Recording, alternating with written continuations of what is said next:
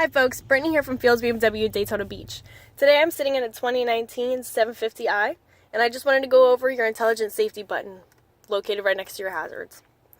Alright, so right now it is illuminated green around this car, and that's to let you know that the systems are on. So let's say if I click on that, lets me know that all the intelligent safety is activated. Now let's say for personal preference, you can go down to configure individual. And let's say you don't like your lane departure warning. So you have the option to turn it off if you'd like. Okay?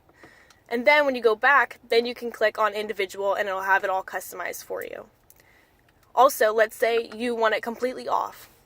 When you hold down that button for several seconds, it'll turn the systems all off right there. Just in case. And then the green ring around the car will not be illuminated anymore. So that was just a quick little example of how to use your intelligent safety button. If you folks have any questions, please give us a call here at Fields BMW in Daytona Beach. You guys have a wonderful day.